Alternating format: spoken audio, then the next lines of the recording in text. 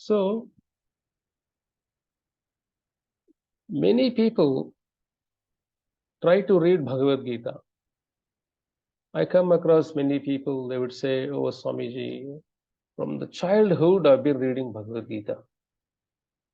No, from very young age I've been reading Bhagavad Gita. My grandfather, my grandmother, they gifted me Bhagavad Gita. I've been reading Gita. But are you following Gita? Most important is not just reading Gita, following Gita. Are you following Bhagavad Gita? That is the most important thing. So it's very unfortunate. A lot of Christians, they read Bible at least once in their lifetime. Most of the Orthodox Christians, they go to churches every Sunday. If you go to the Hebal, that area in Bangalore, since I travel very frequently different parts, especially in Hyderabad also, it's a huge, every Sunday it's filled. Every Sunday is filled with so many people taking Bhagavad Gita and going. You tell me how many Hindus, so-called Hindus, keep Bhagavad Gita in their houses? How many so-called Hindus read Bhagavad Gita at least once in their lifetime? Many Hindus play Bhagavad Gita when somebody dies in the family. Jata Shahidrivo Mrutyu. Even that is, dead man cannot hear. And living people, they're busy in crying. Then who will hear Bhagavad Gita there? So Bhagavad Gita is a medicine to practice, to be taken, is a way of living. While living, we must practice. Not time of death, you should hear. Dead body cannot hear anything, no? You tell me how many Hindus, parents encourage their children to read Bhagavad Gita, but they're very worried if the child takes a Christian path or Islamic path. They're very tensed. But what is parents' contribution to upbring a child? To upbring the child with Sanatana Dharma principles. We have so many diversified spiritual subjects, but Bhagavad Gita is the essence of everything. Sarva Upanishado Gava Dugdha Gopala Nandanaha. Sarva Upanishado Gava. Of all the essences, Vedic essence, everything you consider like a cow. The milk is Bhagavad Gita. All the Vedas, everything like a cow. The milk is Bhagavad Gita. So how many, you see so many Muslims in Ramadan, how they sincerely follow. Today Ekadasi, how many Hindus follow Ekadasi? So the problem with us is, the problem with the so-called Hindus is the fanatic, they become fanatics. Oh, I want to preserve Hindu culture. But what is your contribution? Are you reading Bhagavad Gita? Are you teaching Bhagavad Gita? Are you encouraging your children to read Bhagavad Gita? That is the biggest problem in society. The Kerala stories, whatever happened. So it happened even recently. I came across, not recently, a few months ago, one girl from Vijayawada, that area, I think. She came to Hyderabad city to study higher studies and also take up a job. And her parents, very orthodox kind of parents, very orthodox parents, and they encourage the child to follow Hinduism. And the girl came to Hyderabad city and started working here. Slowly, she got in touch with somebody at workplace. After some time, the girl wanted to marry him. It's quite natural, no? When there is emotional connection, it's very difficult to move to someone else. It's attachment is so strong. Maya is so strong. Maya covers the whole intelligence. You think that person is a life and soul. That is a Maya, how the Maya works. So this girl wanted to marry that boy, and she went to her parents to convince them. And the parents said, no, better. We wanted you to get married to someone else, and we look for a very good match. So you please drop that boy. The girl was very stubborn. Generally, woman is 9 times more determined to achieve something. A lot of times, people downplay women's abilities. But scripturally, women are 9 times more determined if they want to achieve something.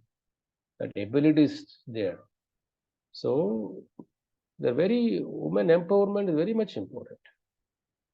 So, in Sanatana Dharma, that integral part, Draupadi was very empowered personality. Kunti was very empowered personality. Even Mother Sita was empowered personality. They could choose their life partner. No? Draupadi was never forced to marry Arjuna. There's a big discussion in Mahabharata also. Even Sita was never forced to marry Lord Ram. She could choose Swayamvara. That freedom was given to women, Vedic times. But anyway, come back here. So this girl was very stubborn to marry that boy. And the parents rejected the proposal. And somehow or other, the girl rejected the parents and went on with that boy. That is one of the how the so-called love works. Love is blind. Love is not blind though. This is the modern man terminology. What they include? Love is blind. Love at first sight. How can it be love at first sight? Crazy, no? Lust can be at first sight. Love cannot be at first sight. Love means sacrifice. Love means tolerance. Love means patience. Love means adjusting. Love means adopting. Love means all the compatibility. So many factors are there. Love means selflessness. Lust is blind, filled with selfishness. So sometimes we don't know what is love, what is lust. But very simple. If you're aiming something for you, that is called lust. If you're aiming something for others, that is called love. Period. So not big understanding, big PhD subject not required here. Selfless activity is called love. That love begins selflessly. You go more deeper, then you develop love for God. Whole purpose of bhakti to develop love for God. And lust begins with selfishness, extends like a Ravana, Hiranyakashipu. It begins with you, slowly it expands. You come to the platform destroying anybody for your desires. Love, you come to the platform of sacrificing everything for other person's sake. That is called love. Lust means you're ready to sacrifice everybody for your sake. For your sake, you're ready to sacrifice anybody and everybody and anytime. That is called lust. Love means you are ready to sacrifice everything, including yourself, for others. That is called love. So that love you can find the simple activities of gopis in Vrindavan. Exalted personalities that love, they did everything. They given up everything for Krishna's sake, Krishna's pleasure. So that is the main definition of love. Anyway, this girl left the parents. She did not see, oh, my parents, how they taught me, how they nurtured me when I was a small baby. They changed my diapers. They taught me basic education. They gave me freedom to choose my clothes and everything. And they gave me professional education. And sometimes even they borrow, they take debts and they sell properties for children's sake. The Indian parents go to any level for a children's sake. After lived in America for 16, 17 years, I interact so many Western people, and they want a child to be more independent, earn his livelihood, earn his education himself. But in India, the culture is very integrated. Family is integrated culture. That's very good though. But you see, because the pain is very high. If a young American boy, an American girl goes with somebody else, parents don't too much worried, not much impact for their lives. The social culture, everything different. In India, the caste system, society, so many factors are there. And this girl did not think anything, and she did not inform parents also. She married that boy. Somehow, after 1, 2 years, 3 years down the line, mother came to know that the girl is living in Hyderabad, and somehow the mother heart was little uh, soft. Of course, father cannot express love everything externally, but father carries the love internally, like a guru. Acharyas don't express love outwardly; they express love inside. They carry a lot of ocean of love inside for the devotees. But mothers are more expressive than fathers. Somehow, father only informed her, please check it out, what our daughter is doing. The mother somehow other found the details through someone else, and finally came to Hyderabad and met the girl. First thing, she was shocked to see very orthodox Hindu girl in hijab, the Muslim attire, Islam attire. Nothing wrong. Due respect every culture, every religion, every dress. So her mother was shocked to see her dress code and everything. And the girl invited mother very very warmly and welcoming her to home. Then the first shock. And the second shock, the girl gifted Quran to her mother. Mother, you must read Quran. So much is there in Quran. And she introduced her husband, being the husband is a Muslim. So he was very orthodox person, following namaz and following the Islam principles, and he was very rigidly following those principles. And her mother was crying. Why did you do this? Why did you do what we did not do for you? What we did not do for you, we gave everything what you want.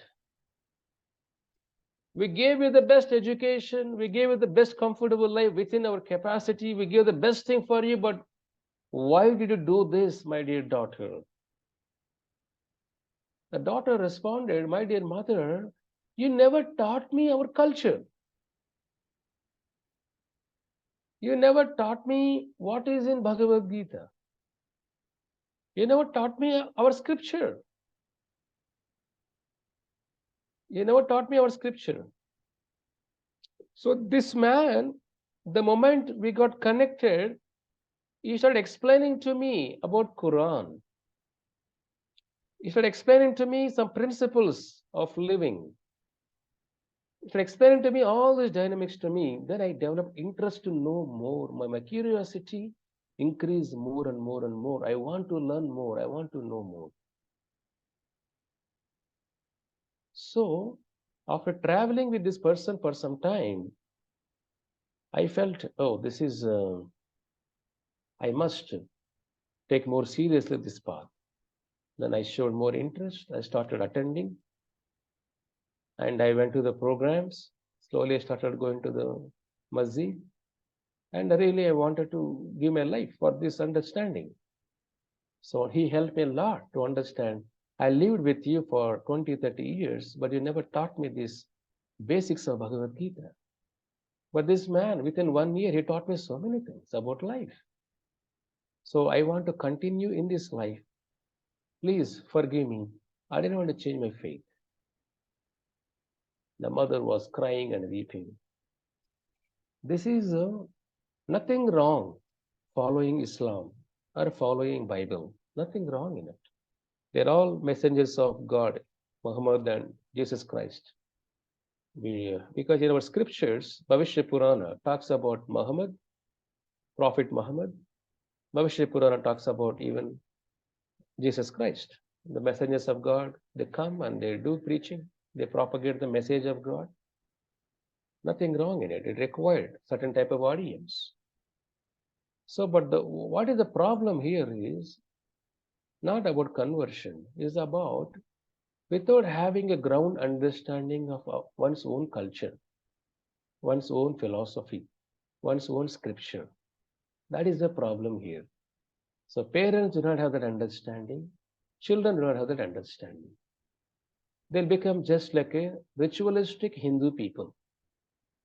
Like sometimes you see people want to follow rituals, but they don't know why they're following the rituals. They don't know how to celebrate the festivals. It's the biggest problem in the society is a billion people, Hindus are everywhere, but how many Hindus are really adopting their Sanatana Dharma?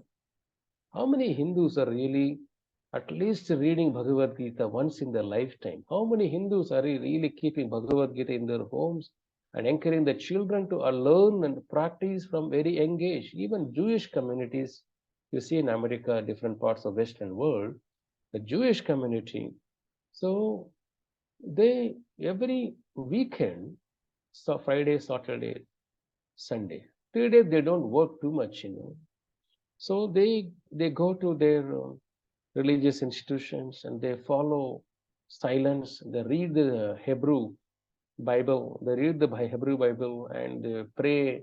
It's a very big process. Even if you go to University of Pennsylvania, you go to even MIT, New York City, Stanford, many there are always Jewish communities, some prayer halls also there.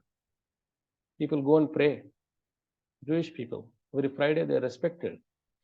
So even see they wear the cap, white cap, you might have seen. That the Jewish people wear a white cap. If a Hindu person cannot even put tilak and go to the schools or the colleges or universities, the problem here is forget about external appearance. Okay, we are secular country, we understand. But at least at the homes, they must have that education, no? Otherwise, it's a big threat to the community. In a due course of time, we don't find Hindus who understood their own culture, their own Sanatana Dharma, their own knowledge. There's a reason the young millennials, they're not interested in only the conventional rituals. They want to understand scientifically, analytically, logically about God. God is not a concept. God is a person. Understanding a personality, we invest a lot of time. So that education must go. Otherwise, if there is no education, people don't get convinced and they take up anything what they come across. That is a problem. The parents crying this and that. There is no value. Even Quran teaches very very interesting principles about love. Allah means greatness. Krishna means attractiveness. Jesus Christ teaches about sacrifice. Interesting principles required for any spirituality, for any spiritualist. So that is the biggest problem. So parents must take this Bhagavad Gita life very seriously and encourage children to read it. We should not enforce upon them. You must have thorough understanding. If you don't do that, next, your generation, what you're following, your children may follow 30% of what you follow today. Don't expect more than 30%. So if they don't have that spiritual education, the way we are teaching Bhagavad Gita, organically, our own culture, our own wisdom, our own scripture, if they don't follow this education, the next generation, their children may follow 5% or maybe 10% maximum. Then from you, the next 2 generations, it will stop. You'll have only people wear only kurta, pajama and saris, not culturally, not scripturally, not education. What you have today, after next 2 generations, will become zero. They don't even perform Shraddha ceremony. A lot of Indians who are born in America, you see, many people don't follow Shraddha ceremony, ritual, death anniversaries. They do only Memorial Day. I was invited in one of the program when I was in America, long years ago, 2006, I think. A lot of big people were part of the program. And I was invited for a program to give a talk. So the program was a Memorial Day. So in America, you cannot even perform funerals the Vedic way. You just have to put in electrical mission and it gives you ashes in a few minutes. Few minutes over. Body becomes ashes in few minutes. In India, there is a big process of funeral ceremonies, right? It's very essential as per Garuda Purana. But who is following those things? For a devotee, doesn't matter. For a common man, it matters. So the Memorial Day was invited. There's just a food gathering, social gathering, and some food, and everybody talk about what that person played in their life and this and that's it. So the rituals are very. The ritual depends on the purity of the person who performed the rituals. Rituals alone cannot give you the result. Rituals alone cannot give you the results. You get the results depends on the performer, the person who is performing the rituals. Depends on his purity, you get the results. You are doing some puja. Say example, you are doing some puja, Vastu puja, some Shanti puja you're doing. So the result you will not get 100%. It depends on the person who is doing the puja. What is his purity? He's simply saying blah, blah, blah, and some mantras, this and that, and he takes some dakshan, he leaves. You will not get the benefit of that. Very difficult to find even a pure people. Imagine then, our next 2-3 generations, where will you get? So that is the reason. Preserving culture means not just only continuing the family surnames, not family surnames. So understanding the duty of the soul. Why we have taken birth in the holy land of India. Such a powerful land, no? Even Devatas praise in Bhagavatam. Even Devatas praise in Bhagavatam that, my dear Krishna, if there is anything, any punya left in my life, my Lord, please give me one opportunity to take birth in holy land of India, so that I will get an opportunity to be with the pure devotees of yours, and will get an opportunity to associate with that exalted Krishna Bhakta, Vishnu Bhaktas, so that we'll able to leverage the punya to practice bhakti with saintly people, and we'll able to go back to Vaikuntha Loka. My Lord, if any punya left in my life, please award me death instantly. You see what they pray? Devatas praying, please award me death instantly, so that I will take a birth as a human being in Bharatavarsha, in land of India. Then I will immediately take up the spiritual path. Whatever lifespan, I have got short lifespan, I immediately practice bhakti with sadhu people. Then I will able to burn all my karma, develop love for you, my Lord Narayana. I'll come back to Vaikuntha Loka. So, my Lord, please give me this opportunity. So this is the opportunity what we already gotten. We didn't have to look for it. We didn't have to pray for it. We already got a birth. We already, received the body in this holy land. You tell me, so how many people really know their fortune, you see? How many people really know the fortune? This is the biggest problem. They think everybody running after Western things, material things. They don't know what is really the greatest gift they got, especially taking this birth as a human being in this land. So Devatas praying to become a human being in this land. And we are all praying to Devatas. All Navagrahas, Lokapalas, all 33 crores of Devatas. Oh, please give me this Devata. Please give me that Devata. Please give me this. I want to come to your place. Please make me Give me better life. I want to come to Swargaloka. I want to come to Devaloka. I want to come to Devaloka. I want to come to Swargaloka. Please give me this opportunity, my Lord. Please give me this opportunity. But what is missing here? What is missing here? Devatas are praying, my dear Krishna, please give me an opportunity to take birth in that holy land of India where you appeared as Sri Krishna, as you appeared as Lord Ramachandra, as also you appeared as Narasimha Deva, as you appeared as Parashurama, you also appeared as a Buddha, you're going to appear as a Kalki. My dear Krishna, you please give me that opportunity. So I want to take birth in India. You see, what are we hankering? These financial anxieties and the material anxieties and domestic anxieties, relationship anxiety, they're all very, very tiny. You understand the purpose of your birth in this holy land. Very, very tiny. Your problems become very tiny. Problems may appear very big if you don't have the capacity to handle them. If you have a capacity to handle them, so the way you see the problem will change. The problem will be problem. Look very simple. As I mentioned many times, don't go to God and tell how big your problems are. That's everybody does that. Every common man does that. Everybody go to temple, do rituals. Nothing wrong. At least they're praying to God. That's good only. But they all tell how big their problems are. Now elections are coming. Some politicians are crying also. Oh, I didn't get MP ticket. I didn't get MLA ticket. I missed the opportunity to serve the humanity.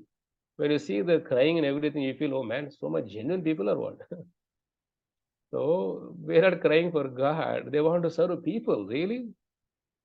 We don't know the internal details, but you see, the elections time, a lot of pujas, vratas, a seasonal time. A lot of politicians go to temples and do vratas, rituals, some or other to beg devatas to get the power, get the position. So without power position, they cannot live. Without food, they can live. Without sleep, they can live. Without power and position, they cannot live. Even the people, devatas, got the most important power to manage the universal affairs, to give supply, water, ether, whatever we need, nature resource, whole nature all controlled by devatas. No. So the millions of devas are praying, who already got power. My Lord, please make me powerless. I didn't want wealth. Please make me simple human being in India. You see that? How this is kind of a prayer. This is completely what we do. Devatas doing opposite way. We wanted to go there. They wanted to come here. We wanted comfort. They want to give up comforts. We want a long life. They want to die quickly. They want to die quickly. And we are running after them. They are running after Vishnu. We are running after so many materialistic people. They want to run after pure devotees, sadhus. Devatas want to meet sadhus. Devatas want to take association of sadhus to purify their contamination. They're called kama bhaktas. Devatas kama bhaktas. They have desire. They're bhakti with the desires. What is the purpose of Bhagavad Gita? Is to become a kama bhaktas, a devotee without any material desire. Without any material desire. That is the real art of living, without any material desire. We have spiritual desires. So that is art of living. So devatas, they're giving up all the exalted positions and they want to take a birth in this simple humanity, especially among human beings in India, subject to diseases. Devatas don't go through disease, don't go through old age. Here they're ready to even go through old age, go to diseases, even ready to die like this. Human beings are praying, oh, Dhanvantari, please give me good health. Oh, Ashwini Kumaras, give me good health. We want a long life and very good health. Very good health. But at the end, Devatas, they got everything. But they're finding that is not at all important, is not at all very favorable to practice bhakti in Devaloka, Swargaloka, Indraloka, Chandraloka, whatever you call higher lokas. They want to take birth here so that they get a chance to chant Hare Krishna mantra. They get a chance to hear Bhagavatam or Bhagavad Gita. That's an opportunity what we got. So you tell me, what are we missing here? What are we missing here? So we got everything, no? We don't know what, that education is not there. We are running after so many temporary things and consciously forgetting the great opportunity what we already received. What we already received. So that is the reason, is very, very rarely we get this. We should not use labdva sudhurlabam idham bahusambhavante manusham artadam anityam apiha dhiraha turnam yateta na patedanurutya yavan nishreyasya vishayaha kalo sarvatashyatah. Bhagavad 11th canto, it talks about that the human life is obtained durlabha after many, many births. Although it is not permanent, yes, it has a time stamp, 100 years, 70 years, time stamp. It can offer the highest benefit, labdva. It can offer highest benefit no other body can offer in this creation.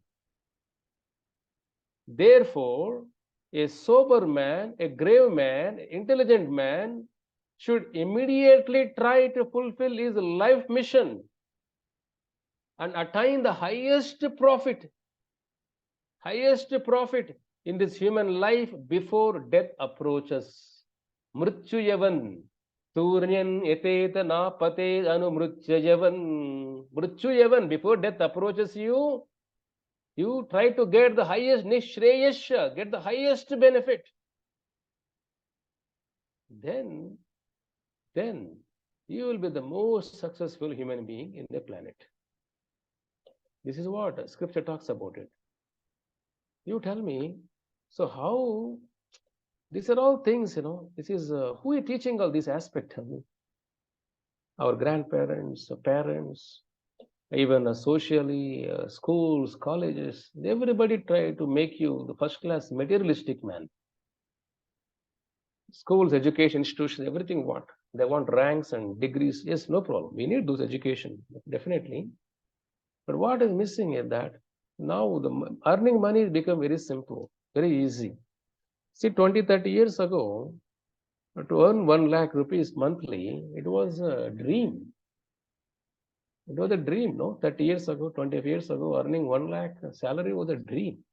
Now today, young guy who getting graduated from colleges, he is earning like a 1 crore package, 1 crore per annum. He is very good in engineering or programming, other aspects. Even now, 1 lakh is not a big deal at all.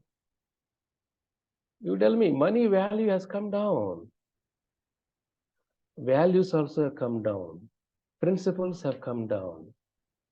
Everything has come down in due course of time. So moral values have come down. Ethical values come down. Bhakti have come down. Now we may question, oh, Prabhuji, bhakti, so many temples filled with so many people, no? We are thinking bhakti is a double. 100 years ago, 50 years ago, not many people even go to temples. Today, so many people go to Tirupati. Every day, 1 lakh people. What is bhakti? It's going to temple for what? But understanding not there, no? Understanding not there. That is a problem. That is a problem. We must definitely take advantage of this. Yata hi purusha sheha vishnu padopasarpanam yadyesha sarva bhutanam priya atma ishvara suhrutam. The human form of life, offers one chance. Yatahi purusha sheha. What is the chance? Vishnu padopasarpanam. You get a chance to reach Vishnu Padam, Krishna Padam. That is Vaikuntha Padam, Vaikuntha Lokas.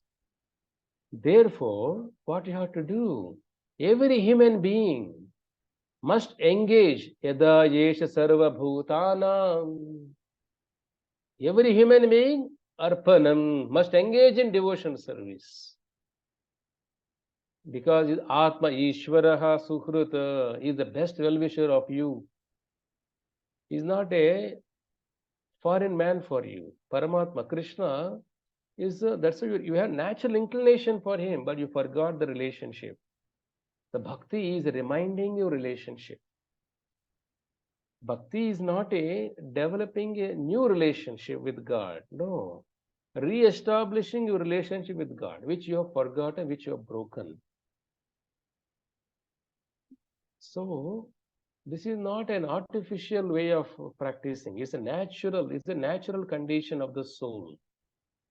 So that is the understanding one must have. You tell me, we have taken this holy land.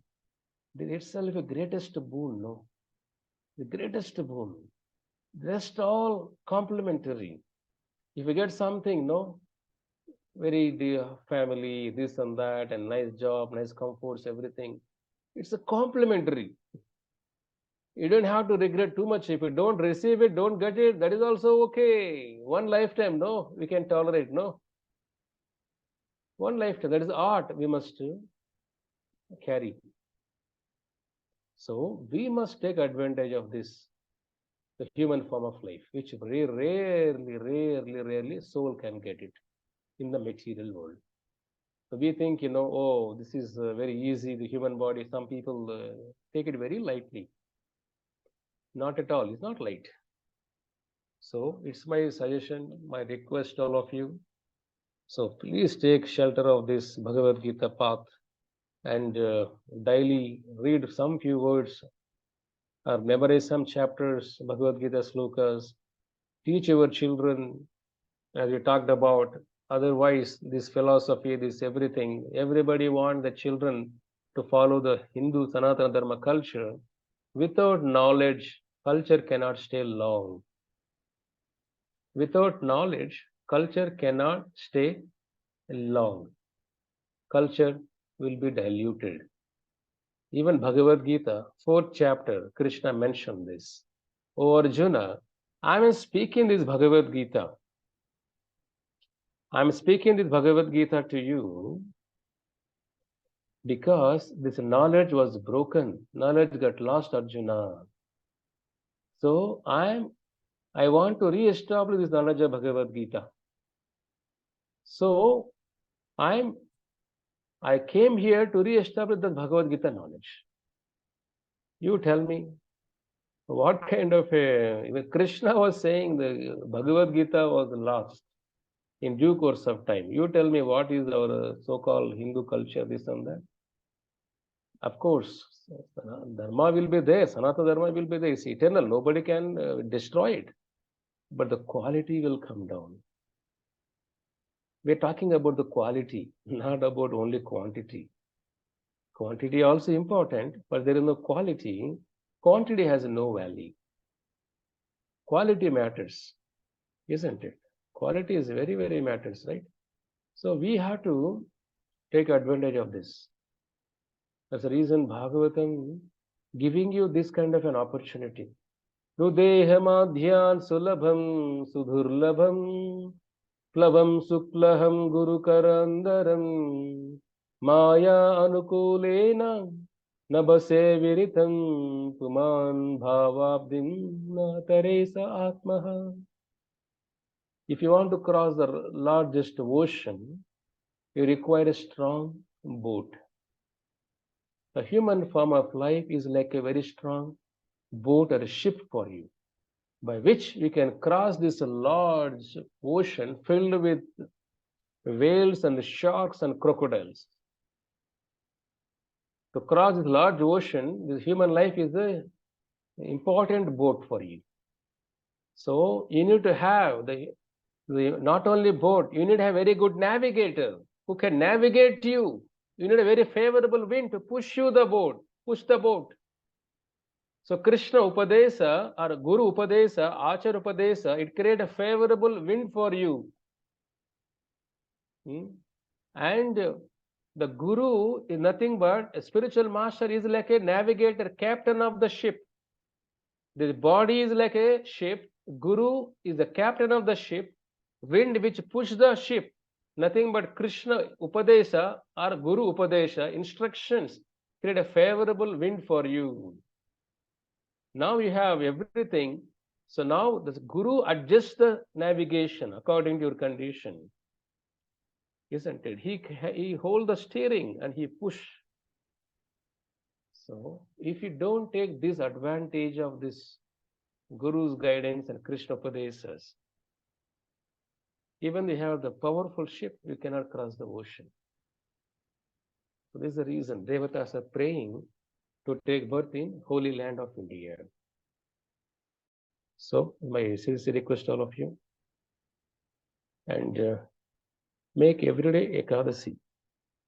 Ekadasi means a lot of people think eating some breakfast, some tiffin, some tiffins, people think, oh, eating some upma, poha, and this is the way they observe upavasas. No, upavasa. Upa means near, close. Vasa means shelter. Upavasa means getting closer to God. Getting closer to God, taking the God's residence. This is the meaning of upavasa. So our goal, upavasa, not just a physical fasting. It's about emotional fasting. It's about getting closer to God. That is the main purpose of upavasa. So observe whatever best of your abilities and chant Hare Krishna Mahamantra and be with the devotees. Make your life best possible way. And one opportunity what you got as a human body, as a human being in the holy land of India, other people would not get it even after millions of times. It's very rare, very difficult, durlabham, unless they practice bhakti. That is very difficult to get human body again in the holy land of India. You already got it. Remind your fortune every day and have the seriousness and a commitment, dedication, determination, conviction, steadiness. If you have material ambitions, they cannot fulfill, they cannot nourish your soul. Only have material ambitions. They're very dry, like a dry grass. If something, dry grass catches the fire, it can burn everything into ashes. Our life is to make wet. Today our life is dry. Materialism, dryness. When you chant Hare Krishna, read Bhagavad Gita, all these things you're making wet. You're transforming your dryness into wetness. You cannot, wet grass cannot catch the fire. It creates a smoke, but it cannot catch the fire that easily. So make your life wet with Krishna Prema. Make your life wet with Krishna Bhakti. Make your life wet with Krishna Nama. Make your life wet with Krishna Prasada. Make your life wet with Krishna Sangha. Make your life wet with Krishna Bhaktas. Then your life will be glorious. So pray to Krishna and make some progress in our lives. It may stop here. And anyone had any question on this? May I, Prabhu? Hare Krishna.